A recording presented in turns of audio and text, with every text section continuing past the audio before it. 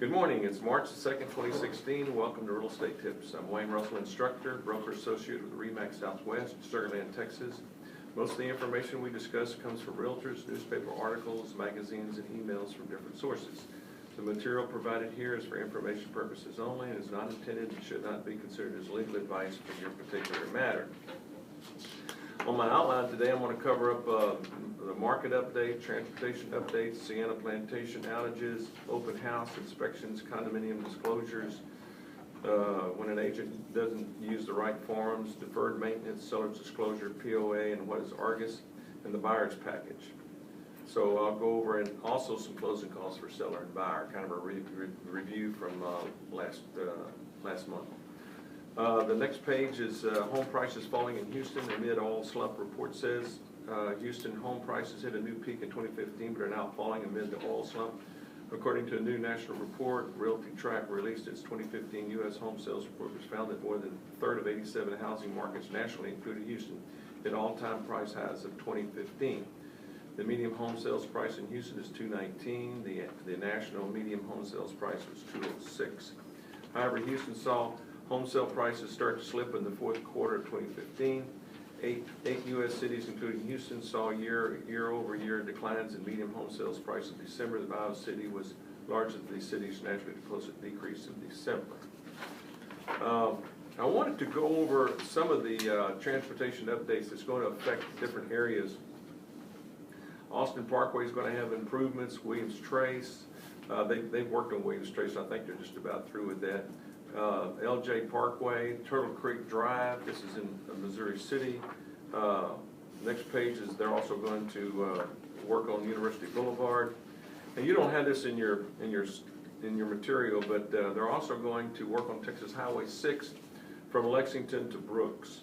The Sugar Land City Council has approved a contract for $500,000 to redesign the state 6-lane highway between Brook Street and Lexington Boulevard, expanding the number of through lanes to 4 in each direction, including turn lanes in various intersections. So I've got that just in case you want need a copy of that.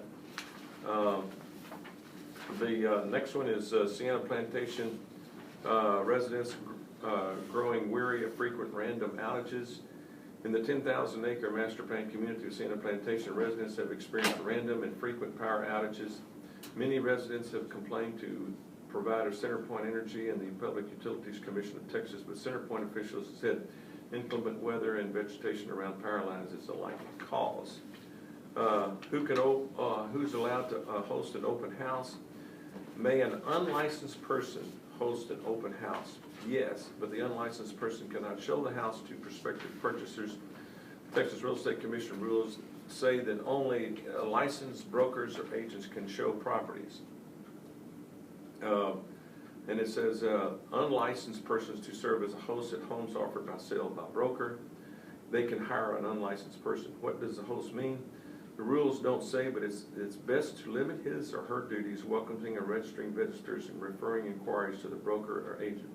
The host must not point out features of the home or neighborhood to visitors.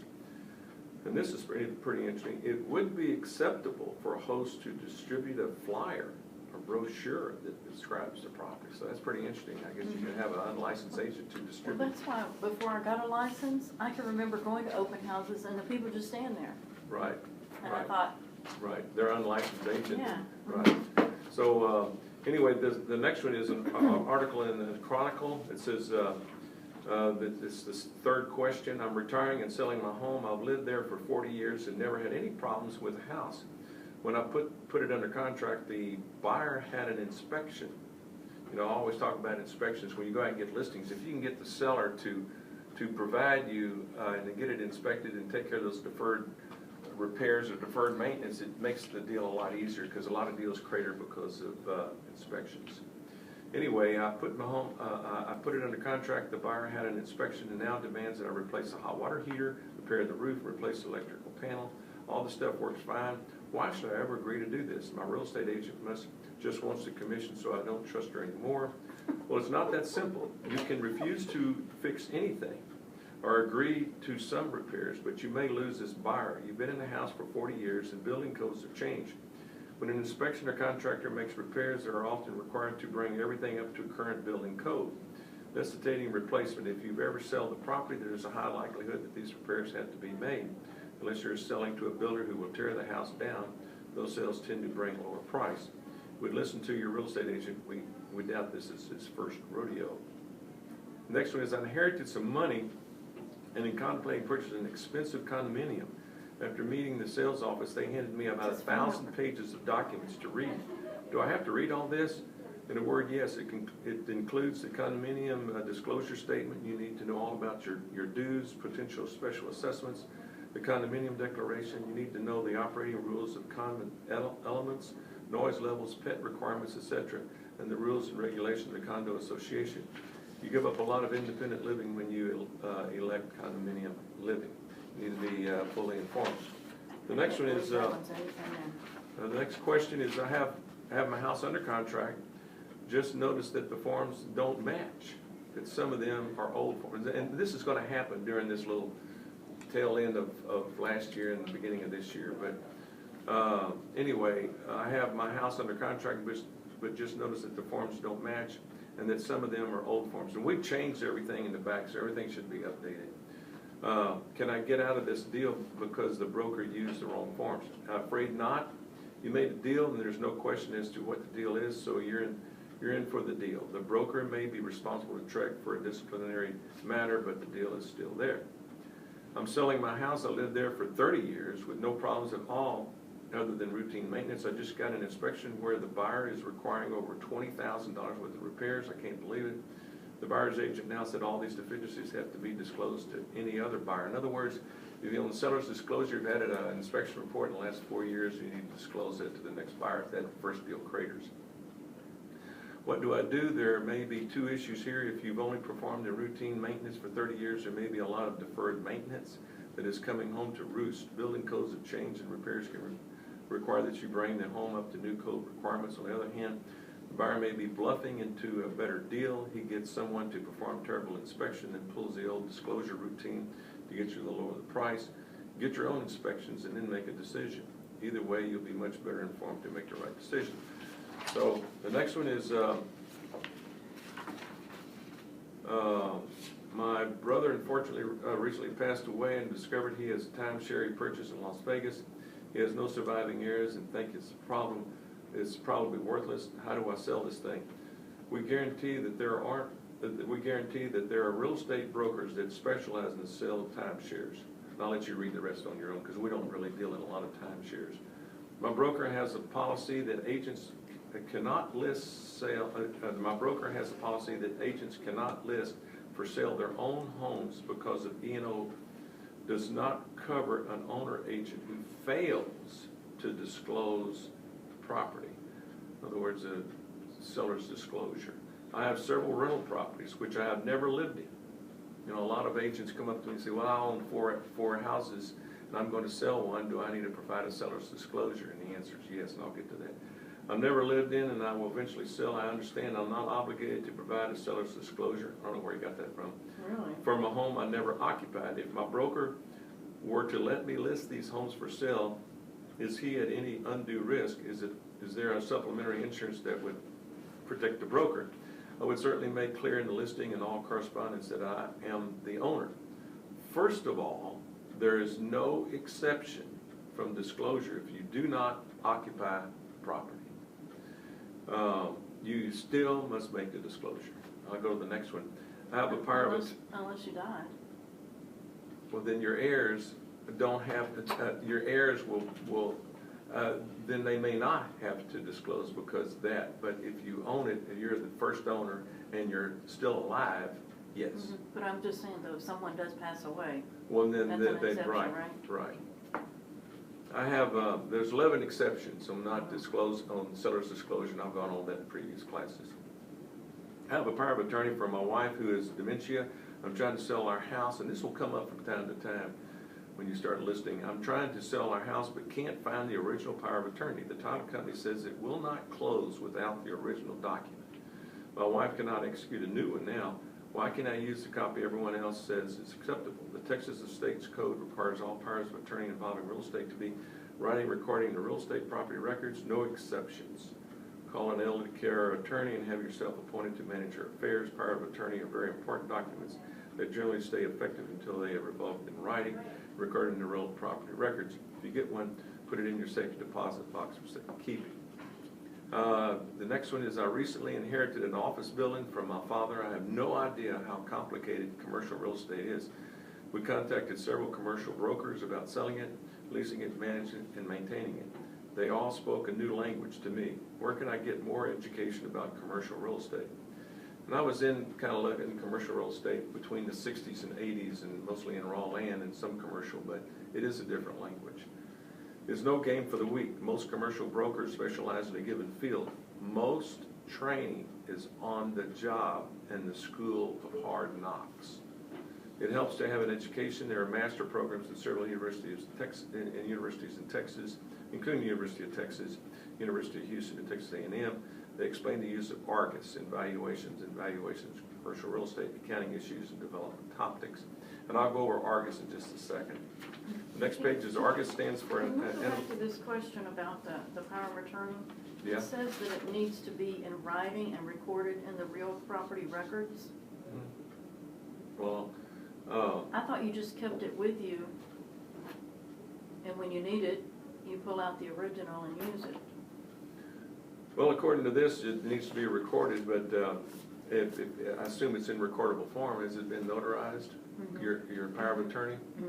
Yeah, I had a client that had to get a power of attorney, and the attorney even said, just keep it. You know, Okay. hold on to it when you need it. Okay, well, that's why they have different attorneys. So they have different appraisers. That's why they Well, I'm have just asking, I know. where should this be recorded if it's? courthouse of the property where it's located. If it's in Fort Bend, it should be Okay. recorded in the Fort Bend courthouse. But, Okay. you know, I don't think I've ever heard of an attorney saying, recording it at the courthouse, just have it for closing. Yeah. But, you know, this is what the article says. Argus stands for Analytical Reports and Gathering Updating System. Definition appears very rarely. See other definitions of Argus. What is Argus? Argus is an industry standard commercial real estate cash flow projection, transaction analysis, asset evaluation solution. For 18 years, Argus has empowered appraisers, brokers, and developers, and managers, investors, lenders, and other real estate professionals to spend more of their valuable time building fortunes, not spreadsheets. Over 15,000 users worldwide rely on Argus software to do the following. And I'll let you read that on your own because you're probably not going to get too much in commercial, but if you do, you'll be a little bit more exposed to Argus. And then following that page, those two pages, is buyer information request. If you're working with buyers, I think it's a good idea. I got this form from one of the title companies, and to have it filled out because it just gives you the information that you need. And I think it's just a nice little cover sheet that you have the buyer fill out. And of course, the second page is make sure your buyer is pre-approved. You don't want to work with a buyer that hasn't been approved for a loan. There's pre-qualification and pre-approval. And sometimes these pre-approval letters are worthless. But anyway, try to get something because the listing agent will want that very, up front. Or if you're paying cash, you need to show proof of funds. The next one is information about brokerage services. I think in the last class I was telling you that your name goes on item 3, but this just came out from Trek on information about brokerage services. Let's just say you're not with a group on the information about brokerage services. Also, you don't have the buyer or seller sign the IABS. You just have them initial it. And on this one right here is a sample. I've got Remax Southwest and the broker's name and the license number. And I use the front desk on those two. And then the last line, since I'm kind of on my own, I don't have a supervisor. I put my name there. And most of you will be putting your name on the 4th line. And then, of course, your license number and your email and your phone number. But if you're, say, in a group like Bill or Mary or Casey, then those names will be up there above your name because those are your supervisors. Okay. When you're working with a buyer/tenant, I want you to, a lot of times this buyer notice to buyer-tenant, a broker notice to buyer-tenant, I want you to have this, to make sure you use this, and also the information about brokerage services if you're dealing with the buyer or dealing with the tenant. So, and I'll explain this to you, because a lot of times realtors have this signed, but they never read it, so I'm gonna go ahead and read it to you. As a prospective buyer tenant, you should know that the listing agent and the incorporating selling brokers, in other words, this protects both the listing agent and the buyer's agent, and any broker representing you as a buyer's tenant's broker possess no special skills, knowledge, or expertise concerning the physical and environmental condition of the property or property is introduced to you, nor do they represent themselves to be such experts, and therefore make no representations, warranties, or guarantees regarding the physical or environmental condition of the property. In other words, get the house inspected, because I have no idea what that house is going to be. Also, it says in physical condition inspection, you're advised that you should thoroughly inspect the property and have the physical condition of the property inspected by persons of your choice who are licensed inspectors by the Texas Real Estate Commission or otherwise permitted by law to perform inspections, take whatever other action you deem necessary or appropriate as part of your contract between seller and buyer in the sale transaction, or lease between landlord and tenant. If you request broker to furnish a list of inspectors or repairmen, broker is not making any representations or warranties as to the capabilities of working with such persons. In other words, the list that you provide them, and I'll have a list in just a moment, that you're not guaranteeing that they know it. So hire your own inspector. You can get it from, you can go to Google, or I have a list of inspectors. And at the very bottom, selling broker or buyer's tenant broker, if any, shall furnish listing broker with a signed copy of this notice. Okay? Now you're representing the buyer. Well, to be able to convert your customer into a client, you have to have this signed. Not IABS. You have to have this signed. What if they refuse to sign it? And what? What if they refuse to sign it? Okay, now let me explain something to you. Let's just say the buyer refuses to sign a buyer's representation agreement. And in the listing that you want to show this house to, it says sub-agent on your MLS sheet, it says 0. So how much are you going to get paid? I guess 0. That's right. So, tell the buyer that, I need to get compensated, so I really need the buyer's representation signed, and I'll go over that in just a second to make sure that you get compensated. I don't know if you've ever read this, but there's several pages long, and I'll try to hit the highlights. There's 4 pages long.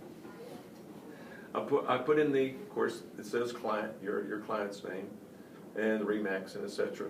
And then down below, I got market area. Now, I was talking to one agent, and she just put Fort Bend County and surrounding counties or contiguous counties, and she says, well, that'll just cover me. Well, they bought in Montgomery County, and so they didn't want to pay her. So she called Trek, and Trek says, well, you need to put the exact county, not surrounding or contiguous or adjacent, put the exact county. So what I've done, and this is around here, this is a sample, I put Fort Bend, Harris, Montgomery, Missouri. So if they buy in those counties, you're protected. So specify the counties. You can put the term in there, and I'll let you read the rest of that, page 1. Intermediary status on page 2, I would recommend that they go along with intermediary status, because if they don't, you can't show any of the listings that's listed with RE/MAX Southwest. So you have to agree to an intermediary, because you'll be representing the buyer and the listing agent's representing the seller. If you have 2 agents under the umbrella of RE/MAX Southwest, then you're an intermediary. In most cases, but not all, there are always exceptions to the rule. Let's just say you don't have a buyer's rep, and the seller is willing to pay you a commission, and you don't have a buyer's rep, you still could be protected depending on how the MLS readout sheet is stated. Sometimes they'll put in there buyer's agent gets 3, or either one, sub-agent gets 3. So I mean, be careful of what you're reading and to get compensated. I know that one time one of their agents was looking at the MLS sheet, and it said 0.5. And the realtor told me, he says, hey, Wayne, I'm going to get 5% on this sale of this property. And I said, no, you're not. You're going to get a 0.5 point. So he called the builder up and says, yeah, what are you offering to sell this house? On MLS, he says, well, what it says, 0.5 point. So he told me he got lost on the way showing that house, somehow he got turned around or something, because they were just offering 0.5 point. So I want you to read in the MLS what you're getting compensated, because sometimes they say buyer's agent for 3, and sometimes they say sub-agent for 1 or 2. So make sure you're compensated. The next page is how you get compensated from your buyer. Now, on commission, it says commission. The parties agree the broker will receive a commission calculated at 3%. You want 3% of the purchaser's close, or the 3% of the sales price, or half of 1 month's rent. That's the way I've got it worded. You can fill these are all blanks. Everything's negotiable. It says so. I got in here the 3%, and then source of commission payment. Broker will seek to obtain payment of the commission specified in paragraph 11A, which is this previous paragraph, first from the seller, landlord, or their agents. If such persons refuse or fail to pay, in other words, the listing agent or whoever owns the property, fail to pay broker the amount specified, client will pay the broker, your buyer, will pay the broker the amount specified less any amounts broker receives from such person. So let's just say they offer 2, so you tell your buyer you need to pay me that 1. Protection period, you can put in there X number of days. You know, everything's, you can put in there 30, 60, 90 days, whatever you want on there. Everything's negotiable. The next one is the county. I just put in Fort Bend County on that one. And then the addendum, or addenda, it's information about brokerage services, and of course, depending on the property, if it was built before 1978, you know, your lead-based paint, etc. And then of course, don't forget to put on the last page the company and the license number, and then your name. Okay, now, what does it cost to purchase an existing home? This is a page right here. I just blew it up. This is kind of like coming from last month. I'm just going to repeat this. But anyway, let's just say your buyer was buying a $100,000 house, and he says, well, what does it cost me to buy the house? And so I said, well, this is, I've talked to the lenders here and a couple of lenders. And so these are approximate numbers. You got your closing costs of origination fee, underwriting, processing fee, survey, appraisal, 3 months of taxes, 14 months of homeowners, mortgage use title policy. Mortgage use title policy is not the title policy. This benefits the lender so that they can foreclose on you. Anyway, document preparation, copy restrictions, messenger service, recording fees, Homeowners Association transfer fee, which could be more, miscellaneous. So it costs you about 5% to buy a house. That's your closing cost, $100,000 acquisition. And it costs, and so if you got $5,000 and then you had to put $5,000 down on an LTV of 95%, so that's 5 and 5. It costs you about 10% down. Does not include structural, mechanical, electrical, HVAC, or termite inspections, or any capitalization fees. Capitalization fees are in some of the subdivisions in Fort Bend County, and some are not. I would say some of the capitalization fees, like in Riverstone, and that's equivalent to years HOA plus about $250. Here's approximation of buyer's closing costs on TAR 1936. You can use that one. This is a list of inspectors right here that you can provide for your buyer. And then after you, just prior to closing on your house, it'd be wise to have a buyer walk through an acceptance form. This will be signed probably a day before, maybe the morning of the closing. And this is what it costs to sell a house. Let's just say, it's like I'm going on this is kind of a rough draft. Let's just say you're going out listing a house for $100,000, and this does not include certificates of compliance. So parts of first colony you need to provide certificates of compliance, and some you don't. And also resale certificates. That's usually in the condos. But anyway, let's just say you're selling a home for $100,000. Your title policy will run you pretty close to $1,000. Your realtor's fee, your miscellaneous closing costs, the existing lien, and your monthly payment is mostly your interest proration. And your tax proration, let's just say you had a tax proration, a tax rate of 3%, and the assessed value is $100,000. Well, if you closed in June the 30th, be a half a year, so your tax proration is $1,500. If you closed in January, your tax proration is less, and if you close in December, it's closer to $3,000. So sometimes sellers go, how much is it going to cost me to sell my house? I said, well, it depends on the time of year you sell. BTSAs, those are bonus to selling agent, a homeowner's warranty, and I would highly suggest getting a homeowner's warranty because it'll affect your E&O insurance, and those warranties are negotiable. They go from $250 on up to $750. Anyway, and it doesn't include FHA or VA. Now, FHA or VA is runs you a little bit more. FHA is getting closer to conventional, but as I talked to last month about the termite reports, if you have if you have conducive conditions for termite infestation, you'll have to treat on FHA. And conventional, they haven't asked to be treated, only if there's an active termite infestation. This does not include repairs, does not include funds in escrow, foundation or community enhancement fees, credit for prepaid HOAs, or any unused homeowners insurance. So in other words, if you're selling your house and you prepaid for a year and you close, say, 6 months into the 1 year, well, then you'll probably have that coming to you, plus any funds in escrow, which would be if you're paying PITI. So if you owe $90,000 on a $100,000 transaction, your net proceeds is zero. And of course, I went over the buying side of say of $100,000, and I've gone over that. Just went over to you on the origination fees, underwriting and processing fees, survey, appraisal, taxes, insurance, mortgage fees, title policy, etc. This does not include structural, mechanical, electro, HVAC, or termite inspections, as I said before. So it costs you about $5,000 and $5,000 for the $100,000 conventional. If it's FHA, it's about $8,500, and the VA is zero down plus your prepaids. And this is a sample sheet. I just had it just for your own information if you want to use this, or you can download an app from the title company. What does it cost to market your home? This is just a sample to go by if you want to use it, and kind of go over some details. As I said, it does include certificates of compliance, and then you have to be in compliance, you know, or if not, let's just say you buy the house and there's certain things in the compliance letter and the seller refuses to buy it, well, then the buyer's going to have to take care of it. So try to make sure when you prepare a contract that you put in the contract and special provisions that the seller will provide you with a clean certificate of compliance with no conditions. Result of its certificate, funds in escrow, foundation and community enhancement fees, credit, or any prepaid HOA fees or unused homeowners association. And this is what a kind of a recap of it.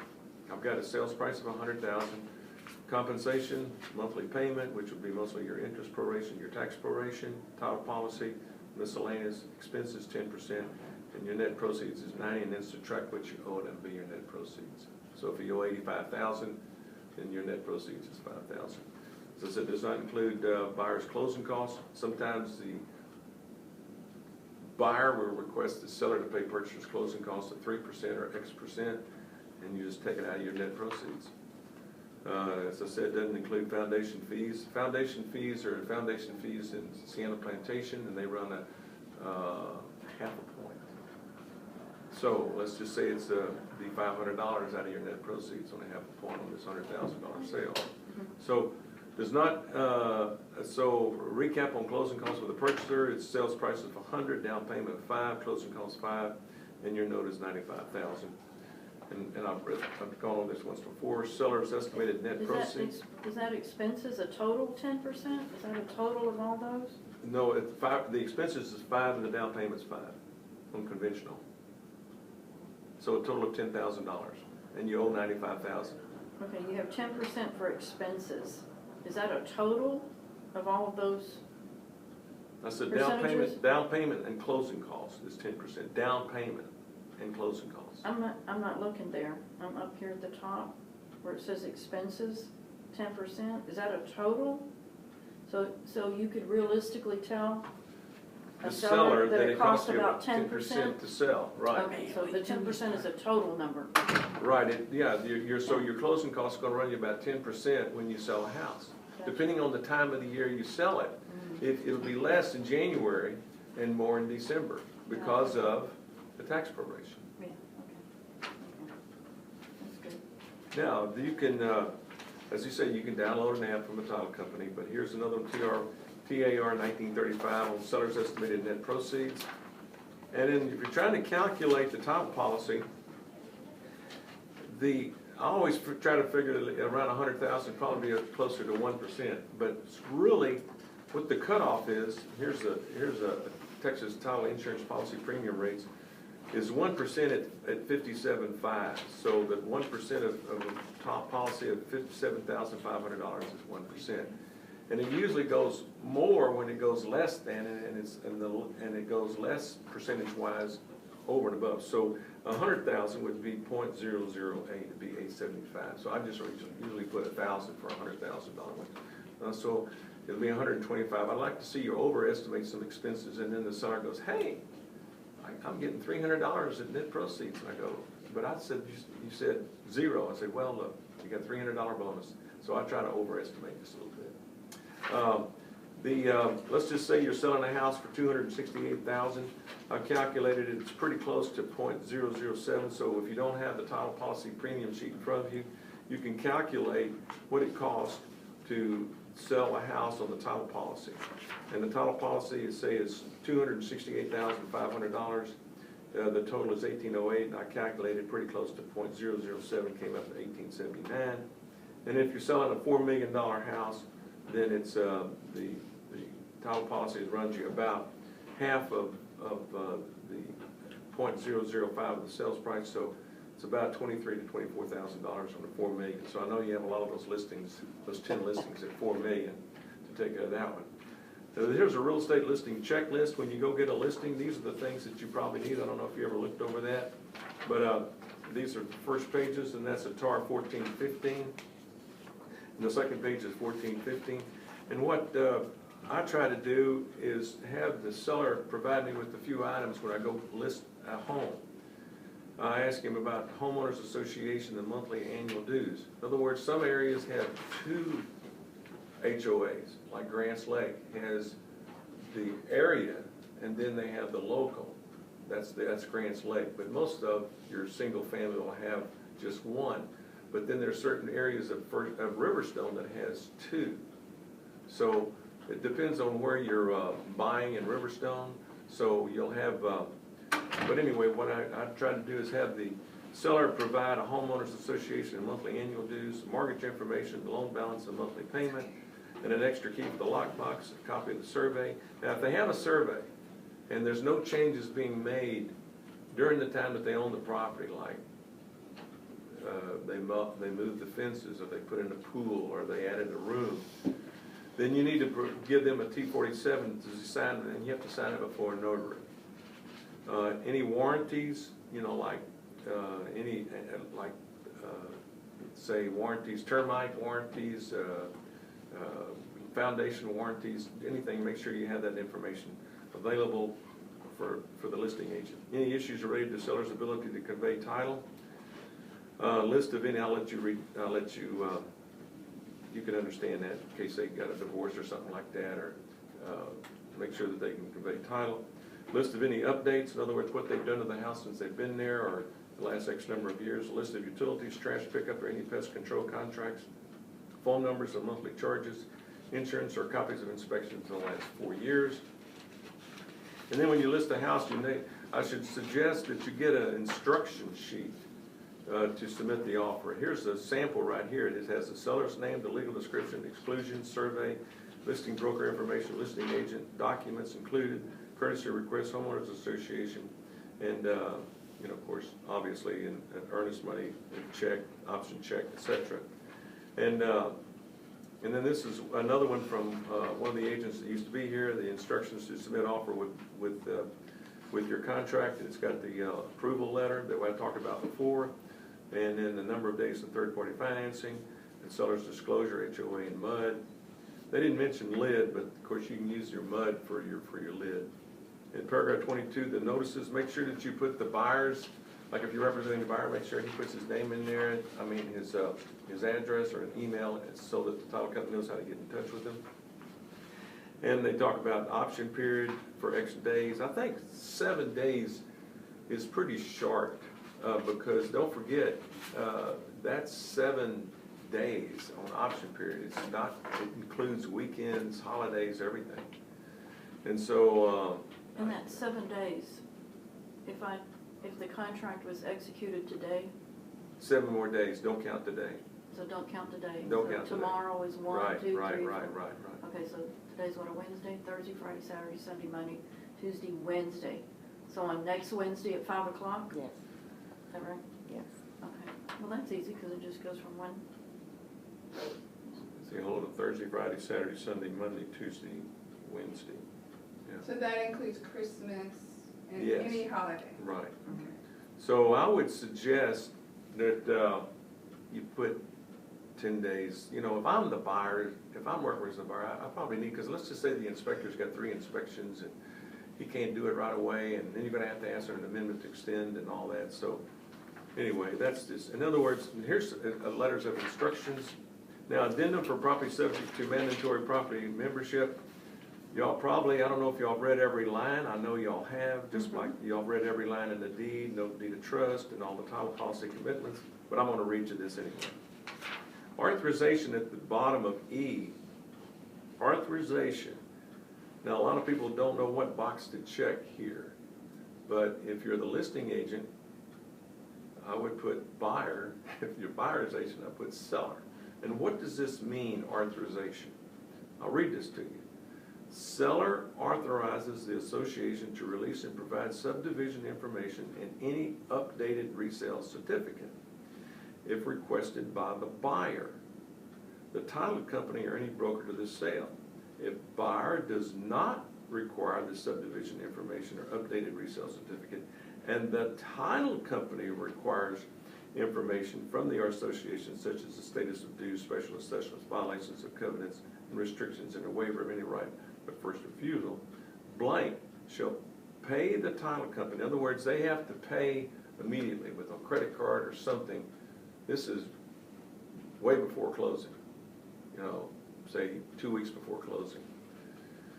And so it says seller or buyer should pay the title company the cost of obtaining the information prior to the title company and ordering the information. So they have to pay for it, because the title companies were paying for this and then they probably didn't get reimbursed because the deal cratered or something. So they want to put it on someone to pay for this information.